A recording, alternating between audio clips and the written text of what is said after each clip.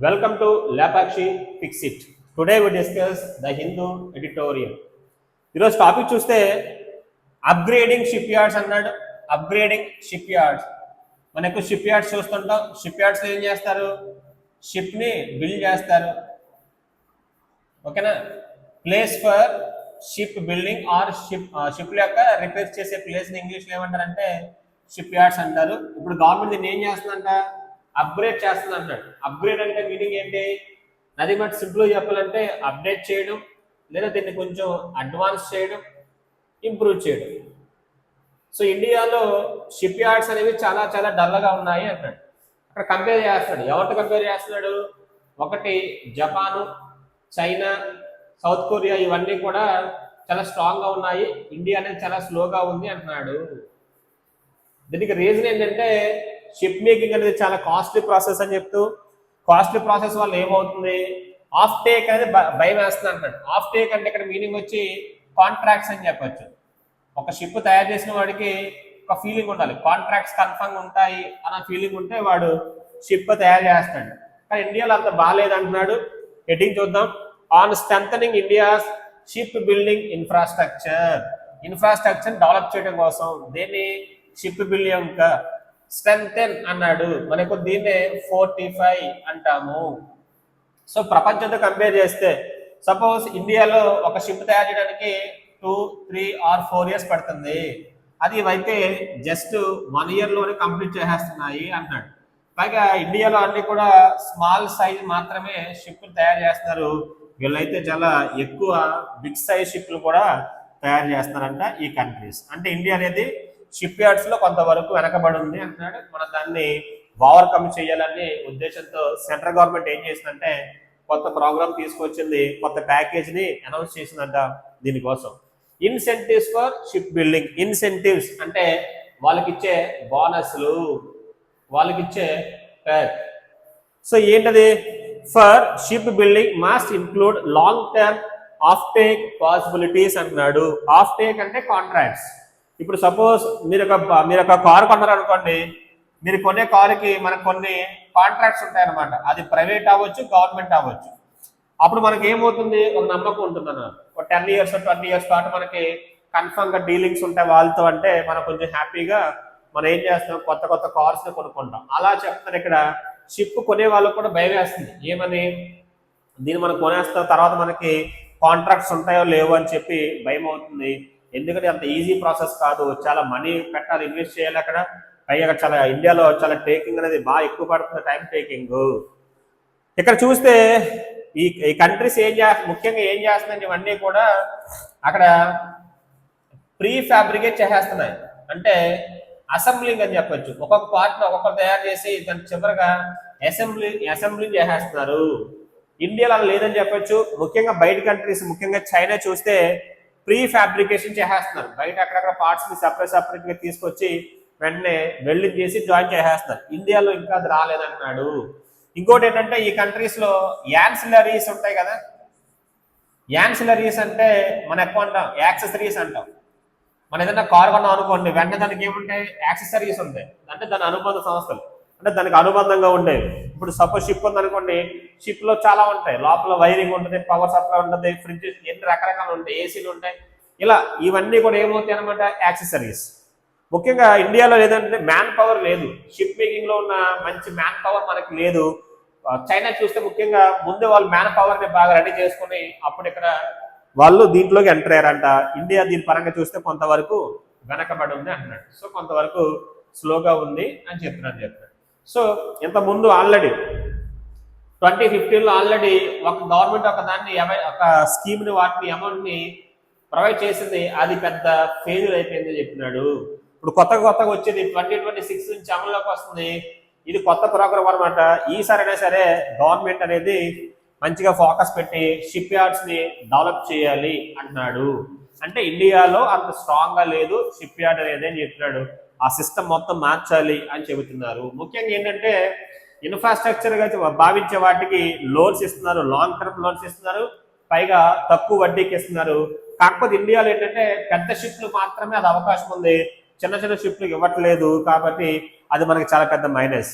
మనం కూడా వీళ్ళంత కాకపోయినా ముందు చిన్న చిన్న షిప్లు తయారు చేసి దాని ద్వారా మన తర్వాత ఫ్యూచర్లో పెద్ద షిప్స్ని మనం తయారు చేసే క్యాపబిలిటీస్ని పొందాలి అని చెప్తున్నాడు. ఇదని చెప్పొచ్చు ఈరోజు ఇచ్చిన హిందూ ఎడిటోరియల్. హెడ్డింగ్ అర్థమవుతుంది కాబట్టి చూద్దాం.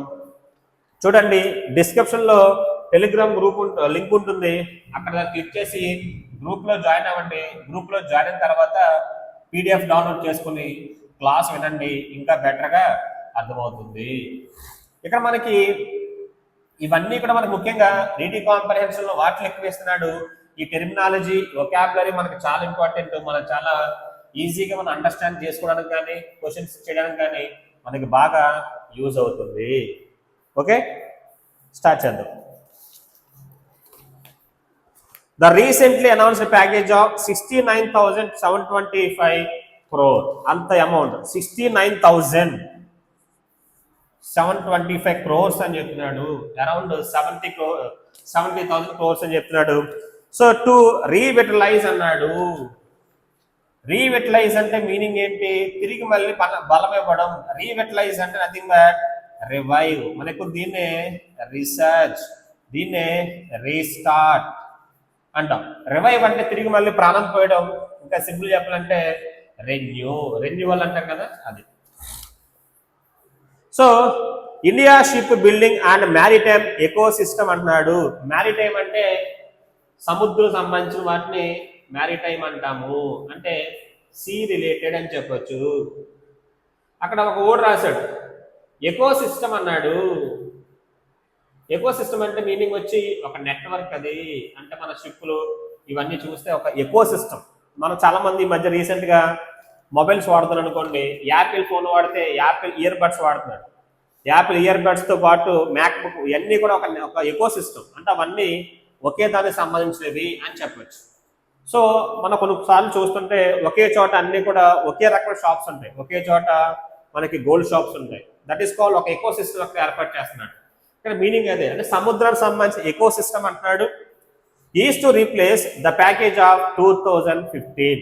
గవర్నమెంట్ ఆల్రెడీ 15లో ఒక ప్యాకేజ్ ఇచ్చిందన్నాడు. ఆ ప్యాకేజ్ని ఈ కొత్త ప్యాకేజ్ అనేది రీప్లేస్ అయిపోతుంది. ఈజ్ టు రీప్లేస్ అన్నాడు. ఇక్కడ రీప్లేస్ అంటే గర్భగా చెప్పండి. మనకు దీన్నే సప్లాంట్ అన్నాము, లేదంటే సూపర్ సీడ్ అన్నాం. సూపర్ సీడ్ అన్న సప్లాంట్ అన్న మీనింగ్ వచ్చి రీప్లేస్ చేయడం. దేన్ని రీప్లేస్ చేస్తున్నారంట? Which is set to expire అన్నాడు మార్చ్ 2026. అంటే 15లో తెచ్చింది ఉంది కదా, అది 26 మార్చ్లో అనేది అది క్లోజ్ అయిపోతుంది ఆర్ ఎక్స్పైర్ అయిపోతుంది అంటున్నాడు. In the last 10 years with lucrative defence orders had kept some shipyards busy. Last 10 years చూస్తే కనుక కొన్ని షిప్ యార్డ్స్ అనేవి కొంత బిజీగా ఉన్నాయి. దానికి కారణం అంటే డిఫెన్స్ అనేది డిఫెన్స్ వాళ్ళు ఎక్కువ వాళ్ళకి ఆర్డర్స్ ఇచ్చారంట. డిఫెన్స్ వాళ్ళు ఉన్నారు కదా, వాళ్ళు ఎక్కువ ఆర్డర్స్ ఇచ్చారు. దానివల్ల కొన్ని షిప్ యార్డ్స్ మాత్రం మంచిగా బిజీగా ఉన్నాయి అని చెప్తున్నాడు. So while lucrative defence orders అన్నాడు. లూక్రేటివ్ అన్నాడు. లూక్రేటివ్ అంటే మీనింగ్ వచ్చి లాభంతో కూడిన, ప్రాఫిటబుల్. ఇంకా సింపుల్ చెప్పాలంటే గెయిన్ఫుల్, లాభం తీసుకొస్తుంది. సో ప్రాఫిట్ తీసుకొస్తుంది కాబట్టి లూక్రేటివ్ అన్నాడు. లూక్రేటివ్ అది మనకి అక్కడ కొన్ని వాటిని తీసుకొచ్చారంట. ఏంటవి? డిఫెన్స్ ఆర్డర్స్ అంట. Had kept some shipyards busy. Only half a dozen small merchant ships are so were build in all of India. ఈ 10 years లో మన వాళ్ళు 6 మాత్రమే మర్చెండైజ్ షిప్స్ ని తయారు చేశారంట. అది కూడా స్మాల్. ఇది చాలా చాలా బాధాకరం. ఇయర్గా ఒకటి కూడా లేదంట. 10 yearsతో పాటు 10 years చూసుకుంటే టైం స్కేల్లో చూసుకుంటే అక్కడ వాళ్ళు ప్రొడ్యూస్ చేసింది 6 మాత్రమే. half a dozen అన్నాడు అంటే 6, అది కూడా చిన్నవి. So only half a dozen small merchant ships are so were build in all of India. India మొత్తం మీద చూస్తే 10 yearsలో వాళ్ళు తయారు చేసింది కేవలం 6 మాత్రమే. India's capacity to build large merchant ships remain minuscule అన్నాడు. మినిస్కుల్ అంటే స్మాల్. ఇక్కడ మినిస్కుల్ అన్నాడు, యాడ్జెక్టివ్ గా చెప్పొచ్చు స్మాల్. మనకు దీన్నే మినిమల్. మనకు దీన్ని ఇంకేమంటామంటే మైన్యూట్. సో షిప్పుల పరంగా చూస్తే ఇండియా యొక్క పెర్ఫార్మెన్స్ అది అంత బాగాలేదన్నాడు.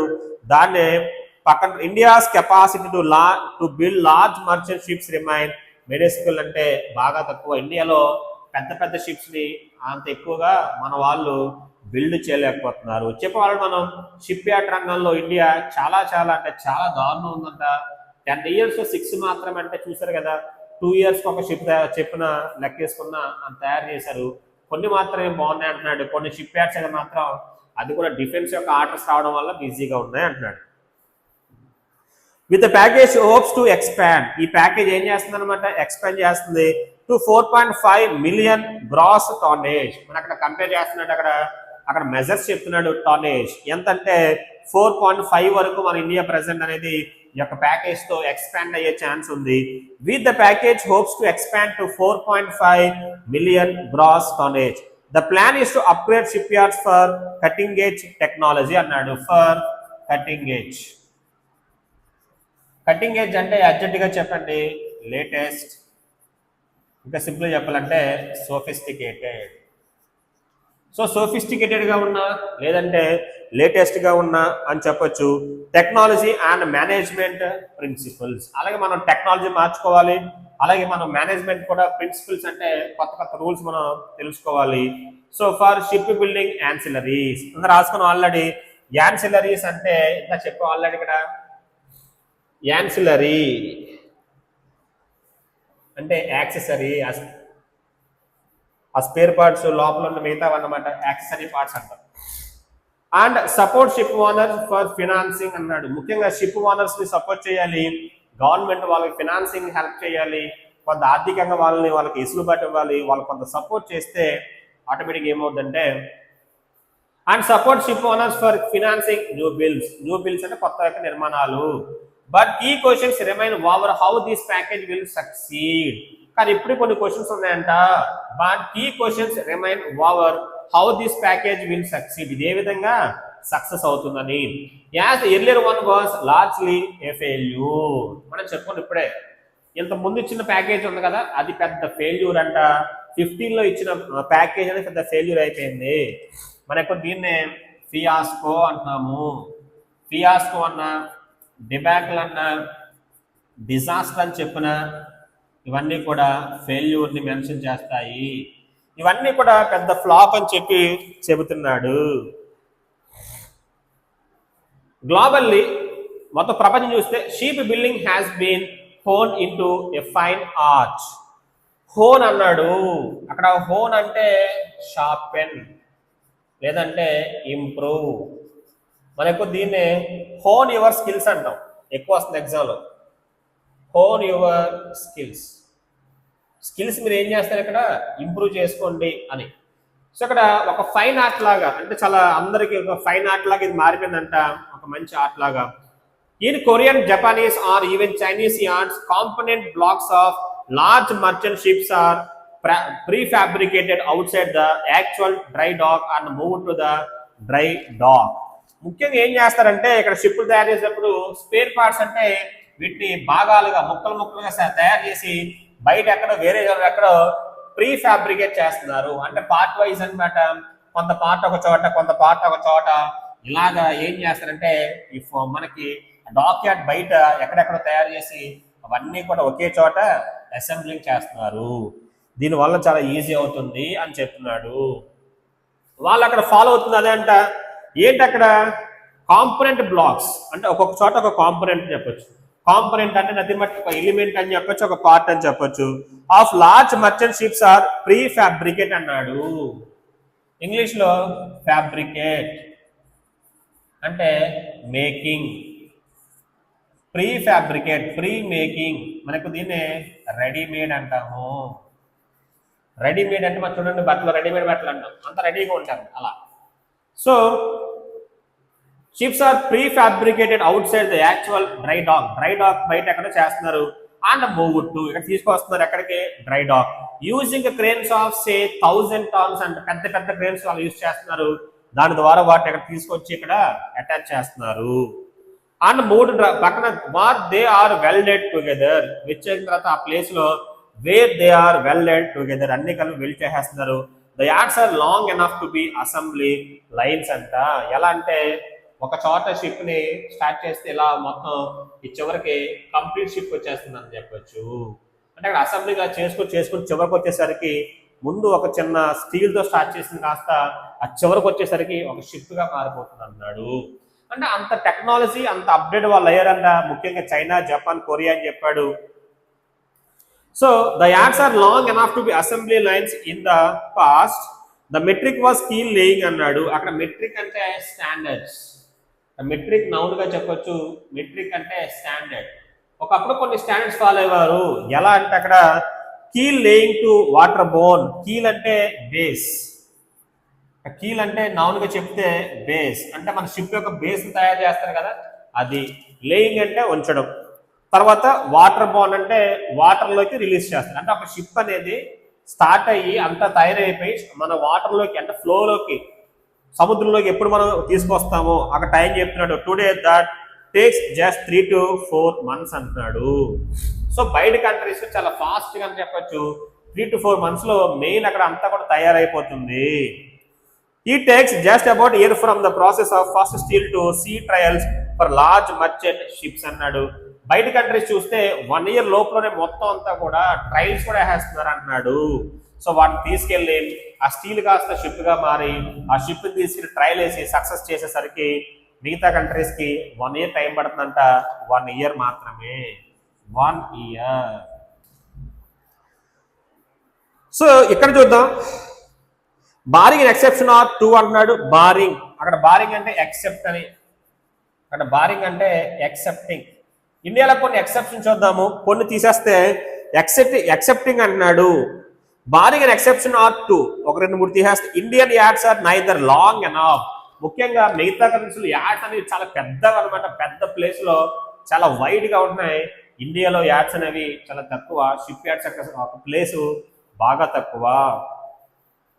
So neither long enough Nar have the crane capacity. మన దగ్గర అంత ప్లేసు లేదు, అలాగే అంత కెపాసిటీ మన దగ్గర క్రేన్స్ కూడా లేవు అంటున్నాడు. క్రేన్స్ కూడా లేవు, capacity and space and capability to do the prefabs. Prefab అంటే రెడీమేడ్స్, అది మెయిన్ కారణం.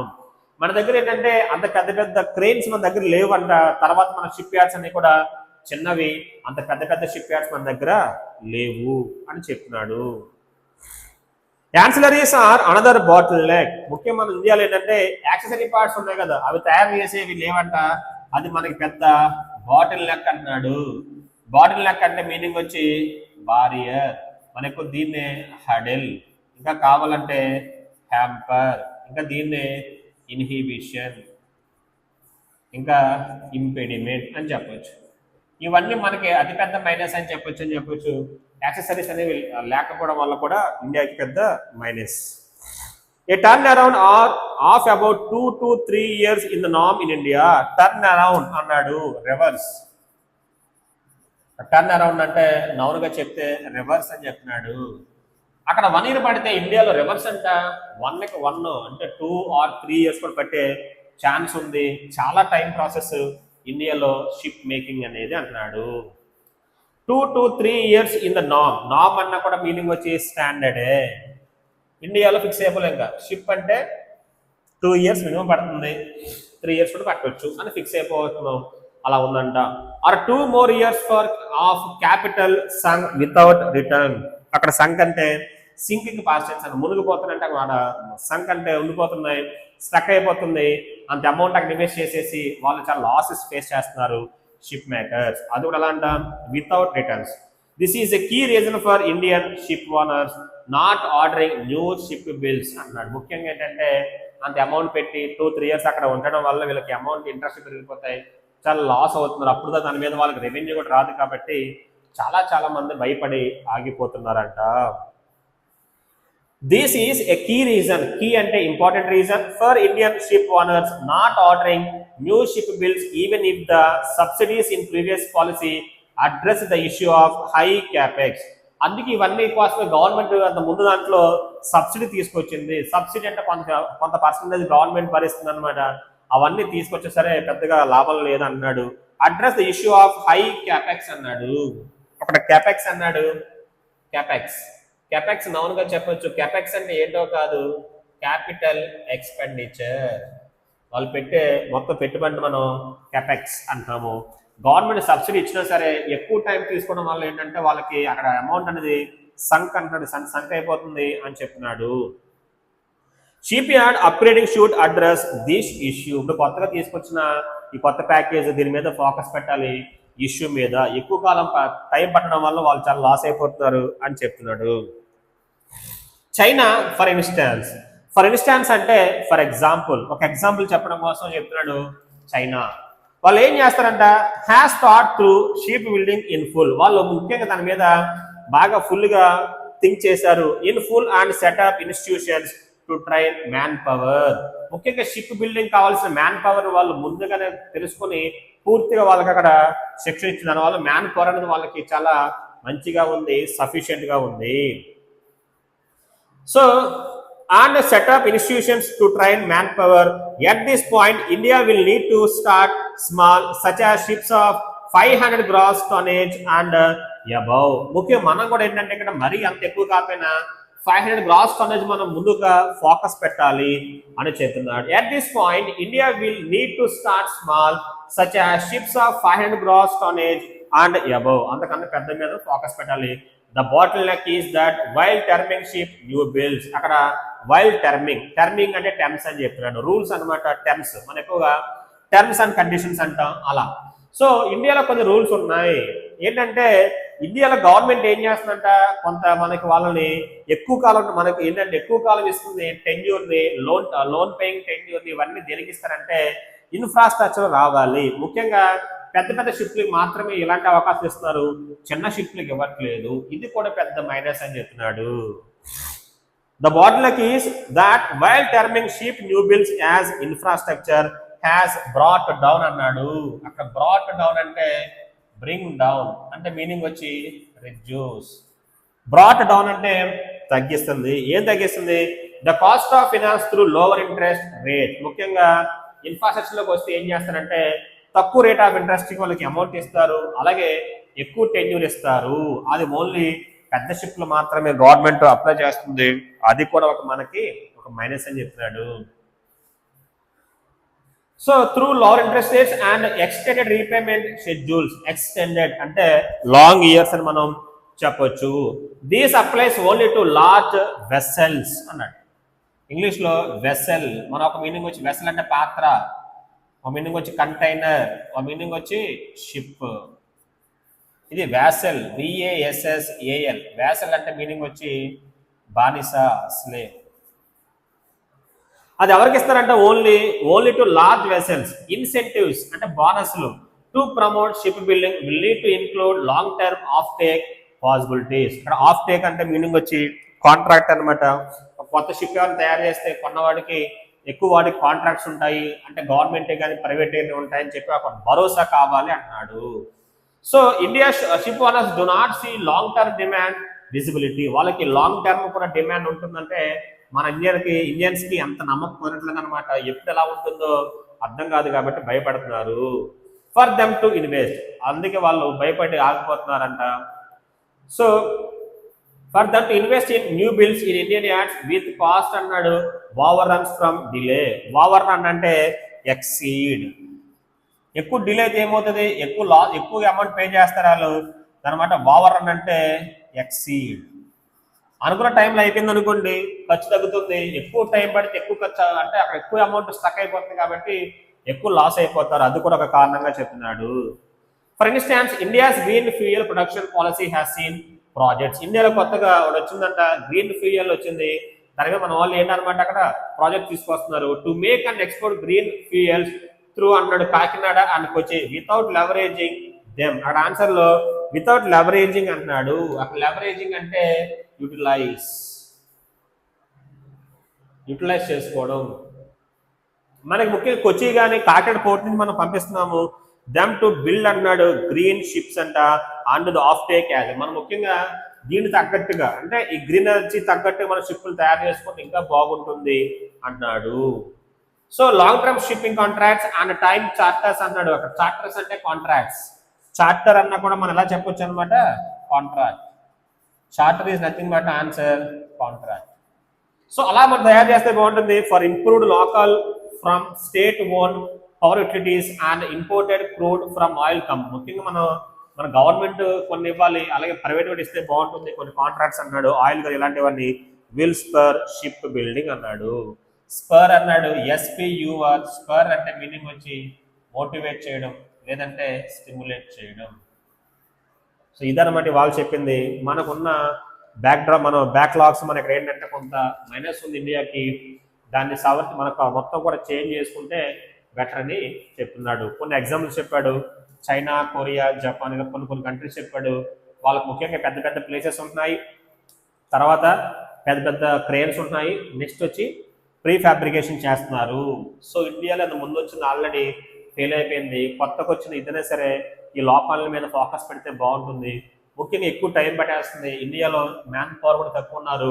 షిప్ మేకింగ్ సంబంధించి వాళ్ళ మీద కూడా ఫోకస్ పెట్టాలి. అలాగే గవర్నమెంట్ ఇచ్చే సబ్సిడీస్ కానీ, గవర్నమెంట్ ఇచ్చే లాంగ్ టర్మ్ లోన్స్ కానీ, లో ఆఫ్ ఇంట్రెస్ట్ ఇవన్నీ కూడా మనం ఏంటంటే గవర్నమెంట్ చిన్న షిప్లు కూడా ఇవ్వాలి, పెద్ద షిప్లకే కాదు. అలాగే షిప్ ఓనర్స్ కూడా గవర్నమెంట్ ఒక షూరిటీ కల్పించాలి. ప్రైవేట్ కానీ గవర్నమెంట్ కానీ కాంట్రాక్ట్స్ ఉంటాయి మీకు అని చెప్పి ఒక భరోసా ఇవ్వాలి అని చెప్తున్నాడు. ఇదన్నమాట ఈ రోజు యొక్క టాపిక్. అందుకే అప్గ్రేడింగ్ షిప్ యార్డ్స్ అన్నాడు. మన షిప్ యార్డ్స్ మీద ఫోకస్ పెట్టాల్సిన అవసరం ఎంతో ఉంది. Which of the following is not mention as the key goal of అంటున్నాడు అనమాట. న్యూ 69,000 crores అన్నాడు. 1 to 3 to establishing shipbuilding riding institution. అది ఎక్కడ చెప్పలేదు మనకి, అది wrong answer. Only 3. C is the best option. 12. What is the current నామ్ for building large merchant shipyards compare to leading global shipyards? Below India takes 2 to 3 years. ఇండియాలో బాగా time పడుతుంది కదా, బెస్ట్ ఆప్షన్ బి. ఎక్కడ the passage what is identified as the bottleneck అన్నాడు. 1. Delays causing cost overruns, right answer.